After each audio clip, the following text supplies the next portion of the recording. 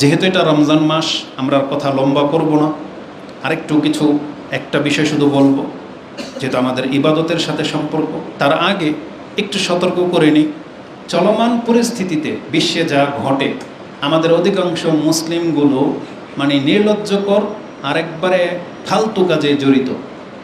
যে যেটা জানে না বা মিডিয়াতে যা কিছু দেখা যাচ্ছে ওটার উপরে ভিত্তি করে মন্তব্য দেওয়া, পোস্ট করা, কোনো একটা দেশকে গালি দেওয়া, এগুলো শোভা পায় না। এগুলো থেকে বিরত থাকার চেষ্টা করেন। সিয়াসা যেটা রাজনীতি বা এই ইন্টারন্যাশনাল যেই পলিসি, যেই আপনার এগুলো কি বলে, এগুলো যেই ষড়যন্ত্রমূলক বা কিছু, এগুলোর সাথে আমাদের কোনো কাজ নাই। এগুলো রাষ্ট্রীয় ব্যাপার, যেগুলো যেই কাজে আপনি আর আমি কিছুই করার ক্ষমতা রাখি না, এইসব বিষয়ে এই সমস্ত কথা বলে কার্টুন এঁকে সৌদি সরকারের বিরুদ্ধে তাকে মহিলাদের মতো ড্রেস পরিয়ে ইহুদিদের দালাল বলে নিজের আমলকে নষ্ট করতেছে খামাখা।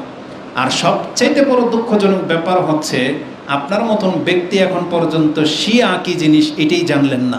এটাই হচ্ছে সবচেয়ে বড় ব্যর্থতা আপনার জীবনের। আর আপনি দেশের আর জাতির কি উন্নতি করবেন? কুসু, যেটা আমাদের ভাষায় বলি, চারানার উপকার হবে না আপনার দ্বারা। যেই ব্যক্তি এখন পর্যন্ত এইটাই চিনলেন না যে রাফেদা কি জিনিস, খারেজি কি জিনিস, শিয়া কি জিনিস, এটা আপনি এখন মধ্যে চিনলেন না, আপনার বিদ্যা বুদ্ধি পর্যন্ত যায়নি, তাহলে আপনার দ্বারা জাতি কি উপকার পাবে? কিভাবে বুঝবেন কে মুসলিমদের পক্ষে আর কে মুসলিমদের বিপক্ষে? আমাদের বাংলাদেশে আছে না, রশি, এইটা আমাদের কাছে সমান। এবার এই কোন দিকে যায় দেখেন, কোন কোন নামের মধ্যে আছে দেখবেন, এগুলো সব সমান, আমাদের কাছে সমান। ইরান আর ইহুদি আর ইসরায়েল এই একই দিয়ে শুরু হয়, এটা আমাদের কাছে মান সমান। সমান সমান বোঝেন আপনি কথা? একটা মুসলিমের যেমন শত্রু হচ্ছে ইহুদি, তার চাইতে বড় শত্রু হচ্ছে ইরান, শিয়ারা হচ্ছে সুন্নি বা মুসলিমত্বের সবচেয়ে বিস্ফোরক, যাদেরকে বর্তমান যুগের মুনাফিক বলতে পারেন, প্রকাশ্য মুনাফিক। কারণ রাসূলুল্লাহ সাল্লাল্লাহু আলাইহি ওয়াসাল্লামকে সবচেয়ে বেশি ক্ষতি করেছে ভিতরে থেকে মুনাফিকরাই। আর ইহুদি তো ইহুদি, আপনি চিনেনি, অত আমার ডাইরেক্ট শত্রু, তাই না? অত ডাইরেক্ট শত্রু হিসেবে চিনতেছেন, কিন্তু যে আপনার ঘরে আপনার লগে থাকে, এই শত্রুকে যদি না চিনেন তাহলে আপনি হচ্ছেন সবচেয়ে বড় বোকা। আর তাহলে ইরান হচ্ছে সেইটা। কিন্তু আমরা এগুলো দেখতে পাচ্ছি যে মানুষ এগুলো নিয়ে যা করে, সুবহানাল্লাহ। আপনি ওই যে খোমেনির টুপি, দাড়ি আর তাদের পোশাক আর তাদের বেশভূষা দেখে ধোঁকা খেয়ে যান। আর এরকম তো বেশভূষা শিখদেরও আছে, নাই? শিখ পুরোহিতদেরও আছে, তা ধোঁকা খেয়ে যাবেন? ধোঁকা খেতে হবে না, বিদ্যা বুদ্ধি নিয়ে চলার চেষ্টা করেন। এই জন্য এগুলোতে জড়ায়েন না। দ্বিতীয়ত হচ্ছে ইবাদতের দিকে ফোকাস করেন। ইবাদত খুব গুরুত্বপূর্ণ ব্যাপার। কারণ রাসূলুল্লাহ সাল্লাল্লাহু আলাইহি ওয়াসাল্লাম বলেছেন, ফিতনার সময় এই ইবাদতের মূল্য হচ্ছে রাসূলুল্লাহ সাল্লাল্লাহু আলাইহি ওয়াসাল্লামের সাথে হিজরত করার সমতুল্য। রাসূল বলেছেন, আল ইবাদাতু ফিল হারাজ কা হিজরাতি মাই। যুদ্ধের সময়, দাঙ্গা ফাসাদের সময় কোনো ব্যক্তি যদি ইবাদতে লিপ্ত হতে পারে, তাহলে রাসূল বলেছেন এটা আমার সাথে হিজরত করার সময়। এটা অনেক বড় একটা ব্যাপার। কারণ যেই ক্ষেত্রে আমি আর আপনি কিছুই করতে পারবো না, সেখানে এগুলো জড়িয়ে সারাদিন ধরে এগুলো দেখে মিসাইল এঁকে এগুলো দিয়ে কোনোদিন ঠাট্টা বিদ্রুপ করে কোনোদিন হবে না। আজকে ইনশাআল্লাহ চাষারাতে তাফসিরের ক্লাসে যেটা হবে, এই বিষয়টা তুলে ধরা হবে যে মানুষের উপরে আযাব কেন আসে, মুসলিমদের দুর্দশার কারণগুলো কি, এবং কারণগুলোর মধ্যে একটা হচ্ছে শত্রুদের দ্বারা ক্ষতিগ্রস্ত, সেক্ষেত্রে আপনাকে কী করতে হবে ওটাও ওখানে আলোচনা করা হবে ইনশাআল্লাহ। এই জন্য শুধু আপনাদেরকে এতটাই বলবো যে নিজের চরকায় তেল দেন। সবাই নিজেকে নিজে ভাবতে হবে যে আমাদের সাথে যে যুদ্ধ লেগেই যাবে একটা সময়, আল্লাহ ছাড়বে না। কারণ আল্লাহ বলে দিয়েছেন, ওয়া ইম মিন কারিয়াতিন ইল্লা নাহনু মুহলিকুহা ক্বাবলা ইয়াউমিল কিয়ামা আও মুআযযিবুহা আযাবান শাদীদা কানা যালিকা ফিল কিতাবি মাসতুরা। আল্লাহ বলেছেন, এটা আমি একবারে অক্ষর অক্ষরে লিখে রেখেছি, কিয়ামতের পূর্বে এমন কোনো জনপদ নাই যে আমি তাদেরকে হালাক না করব অথবা তাদেরকে আমি শাস্তি না দেব। এরপরের চাবুকটা আমাদের উপরে পড়বে। কারণ বিশ্বের প্রায় মুসলিম রাষ্ট্রকে কিন্তু আল্লাহ একটু করে ধরতেছে। কারণ আমাদের পাপ মাত্রা অতিরিক্ত হয়ে গেছে, আমাদের লোভ, আমাদের চরিত্র অনেক বেশি নিচে নেমে গেছে। এই জন্য আপনি ভাববেন না মায়ানমারের মুসলিমদের চাইতে আমরা শ্রেষ্ঠ না, ফিলিস্তিনের মুসলিমদের চাইতে আমরা হয়তো শ্রেষ্ঠ না। ওরাও মুসলিম, আমরাও মুসলিম। তাহলে আল্লাহ যদি এদেরকে শাস্তি দিতে পারে, তাহলে আমরাও কিন্তু এর খেলাফ না। এমন না যে আল্লাহ আমাদেরকে লিখিত দিয়ে দিয়েছে যে বাংলাদেশের মুসলিমদের পাপের কারণে আমি মুসলিমদেরকে ধরবো না, যে তারা বাংলাদেশের মুসলিম। আল্লাহ এমন লিখিনি, কোনো কোথাও নাজিল করে নেই। এই জন্য আমাদেরকে ভয় পাইতে হবে, সব সময় আল্লাহর কাছে নিরাপত্তা চাইতে হবে যে আল্লাহ আমাদের আশেপাশে চারপাশে যা হচ্ছে, আল্লাহ তুমি আমাদেরকে আরও কিছুকাল নিরাপত্তার সাথে তোমার ইবাদত করার তৌফিক দান করো। এই প্রতিনিয়ত আমাদেরকে দোয়া করতে হবে, আল্লাহ তুমি আমাদেরকে তৌফিক দান করো। সর্বশেষ পয়েন্ট যেটা আপনাদের কাছে উল্লেখ করব সেটা হচ্ছে, যেহেতু রমজান মাস, প্রত্যেক ইবাদতে আমাদেরকে অংশ নিতে হবে। আর এই ইবাদতগুলোর মধ্যে যেমন আছে সালাত, কোরআন তেলাওয়াত, জিকির, তেমনি আছে আর্থিক ইবাদত, সেটা হচ্ছে দান সাদাকা। আমরা জানি যে আমাদেরকে বলা লাগে না, রমজান মাস আসলেই মানুষ সাধারণত দান করে থাকে, এই সময় সে জাকাতও দিয়ে থাকে। দান সাদকা সবচেয়ে বেশি রমজান মাসেই করে থাকে। অতএব আমরা যে প্রতিষ্ঠানে এখানে এসেছি, এই শাব্দিক, এটা আপনাদের চোখের সামনে, এখানে বেশ কিছু জায়গা কেনা হয়েছে এবং ভবন কী অবস্থায় আছে এটা আপনারা দেখতেই পাচ্ছেন। এই জন্য যারা প্রতিনিয়ত এখানে খুতবায় আসেন বা যারা দূর দূরান্ত থেকে এই মসজিদ মাদ্রাসা সম্পর্কে জানেন, আপনাদের দৃষ্টি এখানেও একটু রাখতে আমাদের এটা আকুল আবেদন থাকবে। এই যাবৎ আলহামদুলিল্লাহ অনেক বড় কিছু হয়েছে।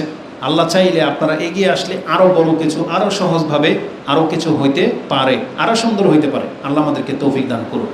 দান করার ক্ষেত্রে রাসূলুল্লাহ সাল্লাল্লাহু আলাইহি ওয়াসাল্লামের আদর্শ কী ছিল, এই মর্মে ইবনে আব্বাস রাদিয়াল্লাহু তাআলা আনহুমা তিনি বলতেন যে রমজান রিলেটেড রাসূলুল্লাহ সাল্লাল্লাহু আলাইহি সাল্লাম কেমন ছিলেন। তিনি বলতেছেন, কানা আজওয়াদুন নাস, কানা রাসূল সাল্লাল্লাহু আলাইহি সাল্লাম আজওয়াদুন নাস, তিনি ব্যক্তিগতভাবে সবচাইতে বড় দাতা ছিলেন। মানুষের মধ্য থেকে সবচেয়ে বড় দাতা হচ্ছেন মুহাম্মদুর রাসূলুল্লাহ সাল্লাল্লাহু আলাইহি ওয়াসাল্লাম। তিনি এত দান করতেন।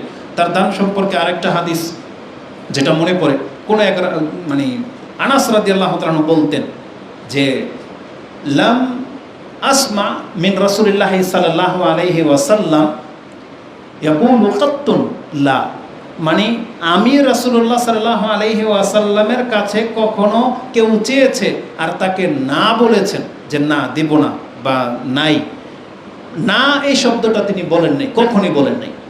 এটা হচ্ছে মুহাম্মদুর রাসূলুল্লাহ সাল্লাল্লাহু আলাইহি সাল্লাম। যেমন একটা কাউমের এক নেতা সর্দার এসে বলতেছে, যদি আমাকে আপনি এই উপত্যকার বকরিগুলা দিয়ে দেন তাহলে আমি ইসলাম গ্রহণ করব। ফা আতা হইয়া রাসূল সাল্লাল্লাহু আলাইহি ওয়াসাল্লাম বলছে নিয়ে যাও, বিনা দ্বিধায়, চিন্তাও করেন নাই কি হবে।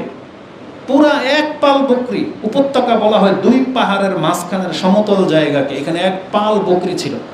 রাসূলুল্লাহ সাল্লাল্লাহু আলাইহি ওয়াসাল্লাম বাইতুল মাল বা তার ব্যক্তিগত, বলছে যে আমাকে দিয়ে দেন, আমি ইসলাম গ্রহণ করে নেব। বলছে ফা আতাহু ইয়া, তাকে সাথে সাথে দিয়ে দিয়েছেন। এই ব্যক্তি কি করেছে, এই বকরি নিয়ে তার কওমের কাছে গিয়েছে, বলছে ইয়া কওমি আসলিম, হে আমার জাতি তোমরা ইসলাম গ্রহণ করো। ফা ইন্না মুহাম্মাদান, তিনি এমন এক ব্যক্তি, লা ইয়াখাফু ফাকরান ইন্নাহু ইউতি আতাআন, তিনি দিবে, এমনটা দিবে, লা মা ইয়াখাফু ফাকরান, এই শব্দটা আসছিল যে মুহাম্মদ এতটা দেয় যে সে ফকির হয়ে যাওয়াটাকে ভয় পায় না। তার আমি দিলে যে ফকির হয়ে যাব, তিনি বলতেছেন সে ফকির হয়ে যাওয়াটাকে ভয় পায় না। তার পুরো জাতি এই ব্যক্তির দাওয়াত ইসলাম গ্রহণ করে নিয়েছিল। তাহলে আল্লাহ সুবহানাহু ওয়া তাআলা এতটা মানুষ, যেমন ওই আহমদ দিদাত নাকি তিনি বলতেন, যেটা ডক্টর জাকির নায়েক বলতেন, যে কারো এই জায়গাটাকে দখল করতে চাইলে আপনি এখানে তার ঢুকতে চাচ্ছেন, তাহলে আপনি আগে এখানে ঢোকেন। তা বলতেছে তার এখানে আপনি ঢুকে যান, এ আপনাকে এখানে বসাই নেবে। কথাটা কতটা চমৎকার, আপনি কি ফিল করেছেন? এটা মানুষের স্বভাব, মানুষ যার কাছ থেকে পায় তাকে তার এখানে বসায় নেয়। এই জন্য দান, খরচ করা, খাওয়ানো, এটা ইসলামের শায়ের, এটা হচ্ছে ইসলামের নিদর্শন। এবং ইসলামের প্রথম ওজিফাই ছিল এগুলো, ইয়া আইয়ুহান নাস তুতিয়ুমুত তাআম, হে মানুষ তোমরা খাদ্য খাওয়াও, আফশুস সালাম ওয়াসিলুল আরহাম ওয়াসাল্লু বিল্লাইলি ওয়ান নাসু নিয়াম তাদখুলুল জান্নাতা বিসালাম। এগুলো ছিল ইসলামের প্রথম যুগের ওজিফা। এই জন্য খাওয়ানো, দান করা, খরচ করা, এগুলো ইসলামের অনেক বড় একটা সৌন্দর্য, যেগুলো মানুষকে শুধু মর্যাদাই বানায় না, তাকে অনেক নেকি এবং সম্মানিত করে থাকে এই দানের মাধ্যমে। তো কানা রাসূল সাল্লাল্লাহু আলাইহি ওয়াসাল্লাম আজওয়াদুন নাস ও কানা আজওয়াদু মা ইয়াকুনু ফি রমাদান। কিন্তু রমজান মাস আসলে তিনি আরও বেশি দাতা হয়ে যেতেন, আর তার ঈমান আরও চরম পর্যায়ে বেড়ে যেত যখন প্রত্যেক রাত্রে এসে জিবরিল তার সাথে সাক্ষাৎ করতেন। রমজান মাসটা হচ্ছে এমন মাস, অন্যান্য মাসে তো মাঝে মাঝে জিবরিল আলাইহিস সালাম আসতেন, কখনো যখন তখন আসতেন, কিন্তু রমজান মাস টাইম টু টাইম শিডিউল করে এক মাস তিনি রাসূল সাল্লামের সাথেই থাকতেন। রাত্রে কোরআন পড়তেন, শুনতেন, পড়াতেন, এইভাবে তার রাত কাটত। সুবহানাল্লাহ। বলতেছেন হিনা ইয়ালকাহু জিবরিল ওয়া কানা ইয়ালকাহু ফি কুল্লি লাইলাতিন, প্রত্যেক রাতে জিবরাইল আলাইহিস সালাম আসতেন মিন রমাদান ফায়ুদারিসুহুল কোরআন, তারা তাদরিস করতেন, কোরআনের শিক্ষা নিতেন দিতেন। ফালা রাসূল সাল্লাল্লাহু আলাইহি ওয়াসাল্লাম আজওয়াদু বিল খাইরি মির রিহিল মুরসালা, বরং রাসূলুল্লাহ সাল্লাল্লাহু আলাইহি সাল্লাম এর ফলে দিনের বেলায় তিনি এত বেশি দাতা হয়ে যেতেন যে ঝড়ের গতির চাইতেও তার দানের প্রসারতাটা বেশি ছিল। এটা ইমাম বুখারী তার ওহির সূচনাতেই মাত্র 6 নম্বরে হাদিসটা আপনি পেয়ে যাবেন। অতএব এই রমজান মাসের অনেক বড় একটা ইবাদতের খাত হচ্ছে দান। আমরা ওই হাদিস আপনাকে বলি না যে রমজান মাসে 1 টাকা দান করলে 70 টাকার সমান, ওইটা হাদিস সহিহ না। যেমন ফেসবুকে অনেকে টল করে এগুলো নিয়ে, বোঝেন না, রমজান মাসে এগুলো নিয়ে টল বানিয়েছে যে ওই স্বামী স্ত্রীকে ক্ষেত্রে যে একটা শাড়ি কিনে দিলে 70টা শাড়ির সব, একটা বিয়ে করা লাগে 70টা বিয়ে করার সব। তাহলে একবার তালাক দিলে কয়টা তালাকের হবে, গণ্য হবে? 70 বার তালাক হবে, তাহলে আপনার বউ শেষ। তো এই জন্য এইসব ফাইজলামি করার বিষয় না, ধর্ম নিয়ে তো এগুলো সহিহ না। এক কথায় যে অন্য মাসের নফল, মানে রমজান মাসের নফল অন্য মাসের ফরজ, রমজান মাসের ফরজ অন্য মাসের 70 ফরজ, এগুলো আমাদের মাযহাবী ভাইদের প্রচারিত হাদিস, যে হাদিসগুলোর মান সহিহ নয়, মানে সঠিক নয়, দুর্বলতা আছে। এজন্য এগুলো আমাদের পুঁজি না। আমাদের পুঁজি হচ্ছে অবশ্যই রমজান মাসে রাসূলুল্লাহ সাল্লাল্লাহু আলাইহি ওয়াসাল্লাম বেশি দান করতেন, এই হাদিস থেকে সেটা প্রমাণিত। অতএব আল্লাহর কাছে আমরা তৌফিক কামনা করি, আল্লাহ তুমি আমাদেরকে দান করারও তৌফিক দান করো, আমাদেরকে আল্লাহ তুমি সচ্ছল করো, আমাদের অভাবকে আল্লাহ তুমি দূর করো। আল্লাহুম্মা আতি